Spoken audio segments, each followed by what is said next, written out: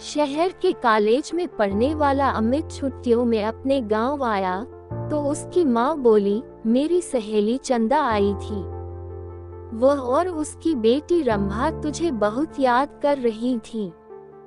वह कह गई है कि तू जब गांव आए तो उनसे मिलने उनके गांव आ जाए, क्योंकि रंभा अब तेरे साथ रहकर अपनी पढ़ाई करेगी।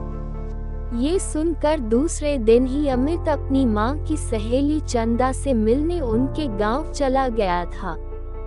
जब अमित वहां पहुंचा तो चंदा और उनके घर के सभी लोग खेतों पर गए हुए थे। घर पर रंभा अकेली थी। अमित को देखकर वह बहुत खुश हुई थी। रंभा बेहद खूबसूरत थी।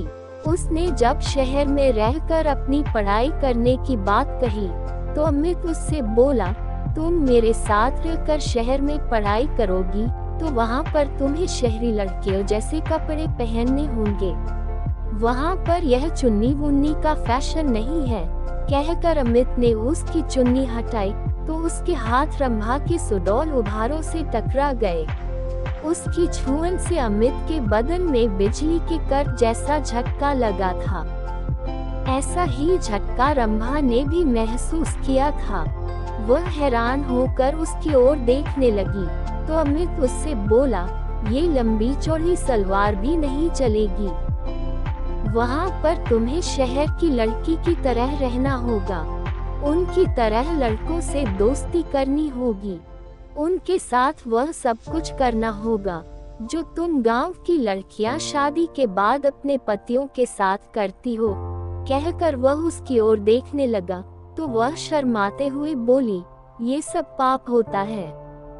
अगर तुम इस पाप पुण्य के चक्कर में फंस कर यह सब नहीं कर सकोगी तो अपने इस गांव में ही चौका चूल्हे के कामों को करते हुए अपनी जिंदगी बिता दोगी।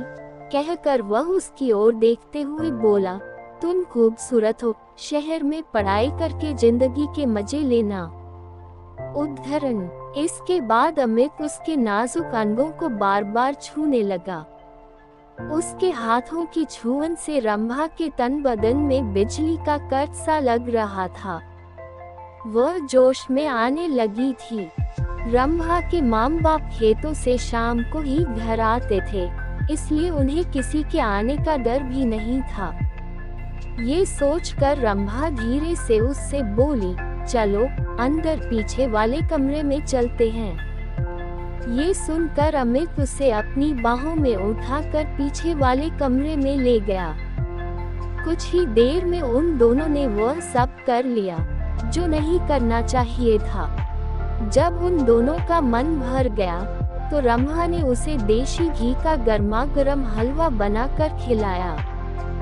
हलवा खाने के बाद अमित आराम करने के लिए सोने लगा। उसे सोते हुए देखकर फिर रंभा का दिल उसके साथ सोने के लिए मचल उठा। वह उसके ऊपर लेटकर उसे चूमने लगी तो वह उससे बोला, तुम्हारा दिल दोबारा मचल उठा है क्या? तुमने मुझे प्यार का चस्का जो लगा दिया है। रंभा ने अमित के कपड़ों को उतारते हुए कहा। इस बार वे कुछ ही देर में प्यार का खेल खेलकर पस्त हो चुके थे, क्योंकि कई बार के प्यार से वे दोनों इतना थक चुके थे कि उन्हें गहरी नींद आने लगी थी। शाम को जब रंभा के माँ बाप अपने खेतों से घर लौटे तो अमित को देखकर खुश हुए। रंभा भी उसकी तारीफ करते नहीं थक रही थी। वह अपने माँ बाप से बोली, अब मैं अमित के साथ रहकर ही शहर में अपनी पढ़ाई पूरी करूंगी। उद्धरण। ये सुनकर उसके पिताजी बोले, तुम कल ही इसके साथ शहर चली जाओ। वहाँ पर खूब दिल लगाकर पढ़ाई करो। जब तुम कुछ पढ़ लिख जाओगी तो तुम्हें कोई अच्छी सी नौकरी मिल जाएगी।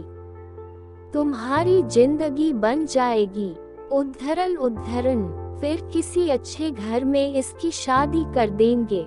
आजकल अच्छे घरों के लड़के पढ़ी लिखी बहू चाहते हैं। रंभा की माँ ने कहा तो अमित बोला, मैं दिन रात इसे पढ़ाकर इतना ज्यादा होशियार बना दूंगा कि फिर यह अच्छे पढ़े लिखों पर भारी पड़ जाएगी। उद्धरण। रंभा की माँ ने अमित के लिए खाने को अच्छे अच्छे पकवान बनाए। खाना खाने के बाद बातें करते हुए उन्हें जब रात के 10 बज गए, तब उसके सोने का इंतजाम उन्होंने ऊपर के कमरे में कर दिया। जब अमित सोने के लिए कमरे में जाने लगा, तो चंदा रंभा से बोली, कमरे में 2 पलंग हैं, तुम भी वहीं सो जाना।